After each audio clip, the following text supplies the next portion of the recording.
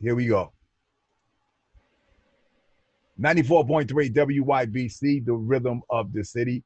Juan Castillo with you. I am here on, of course, a wonderful, wonderful Monday. Of course, it's a marvelous Monday. And I have some folks on the line that, are going to make you happy today because we're doing something good today, right?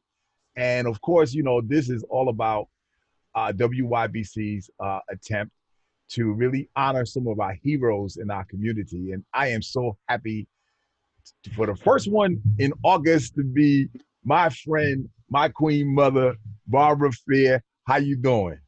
I'm wonderful. Thank you.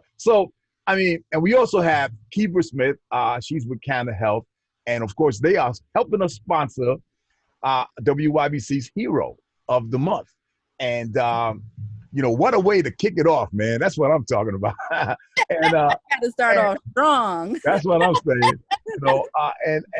And just to let people know, Barbara Fair has been fighting for our rights her whole life. Specifically, with the prison reform programs that she has changed in our community and in our state and nationally also, but also fighting for everyone's rights. And we want to thank you for all the work that you're doing. And that's the reason why, we decided to honor you here today. And of course, when Kebra nominated you, I was like, oh, yes, absolutely. So Kebra, why did you nominate Miss Fair? Please. So I just think it's important for people to realize I'm from New Haven, born and raised, and I had never met Miss Barbara Fair, and I had never interacted with her. And I went to a Drug Policy Alliance a conference in Georgia, and I saw this woman, beautiful woman, sitting on this panel talking about prison reform and, social justice and all these things. And then it said she was from New Haven, Connecticut. And I was like, what? How do I not know this person? How do I not? And so I just, I made sure I introduced myself, and I've just stayed connected to her and followed her and have so much respect for her and so much respect for what she does in the community.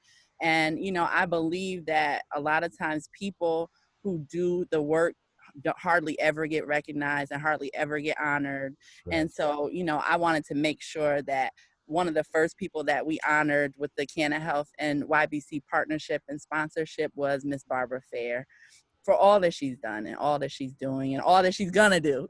That's awesome. That's awesome. And so Barbara, so tell us how you doing? And I know you're humbled by this because I know you. This is not why you do this, right? But we had to do it. So how you doing today? I'm fine. As you know, I'm on vacation, so get away from the work. Give me a little break before we, get back into it next month. In a few days, the session will be opening again, so I got to get back to work. So I'm just so grateful for this break. Yeah. But can I say one thing? I just want to honor Kebra for being the woman that she is. I mean, she doesn't know how much this means to me, because few people really think about giving people their flowers while they're alive to smell them. And Kebra is always doing that in one way or another, reaching out to other people. So she's like my little shero herself. So I just wanted to honor you, Kebra, for the work that you're doing, for the things you have done for prisoners. They don't even know you, but I let them, you send stuff to them to help them out. I mean, that's just like so awesome. And I truly, truly appreciate that you give people their flowers while they're alive. Thank you so much, Barbara. I concur with that, no question.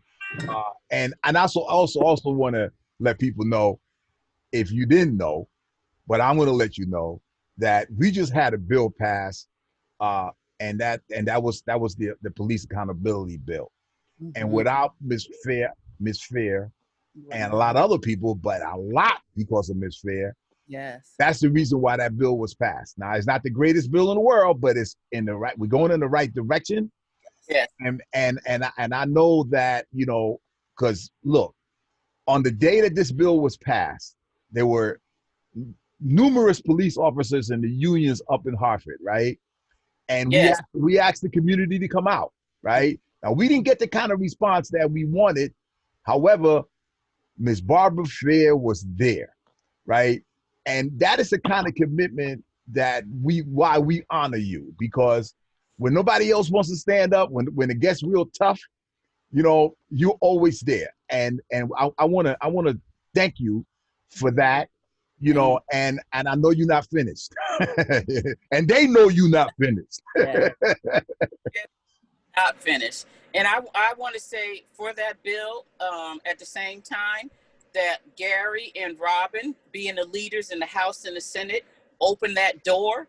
Yes. But just for that, I also want to honor Carrie for some of the work that she did to actually put the crack in the door in 2017. So they put the crack in the door.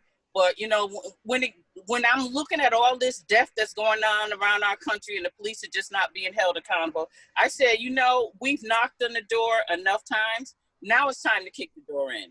And Robin and Gary opened it up so we could kick it in. And like you said, we have a lot more work to do on it. We have a lot of enforcement on it, but it's really something that needs to be done.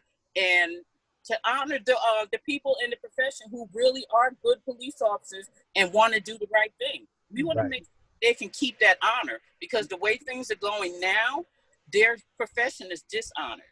So we're hoping that we can get the bad apples out of the force and just end up with officers who really are there to protect and serve and honor that profession and those people. Absolutely.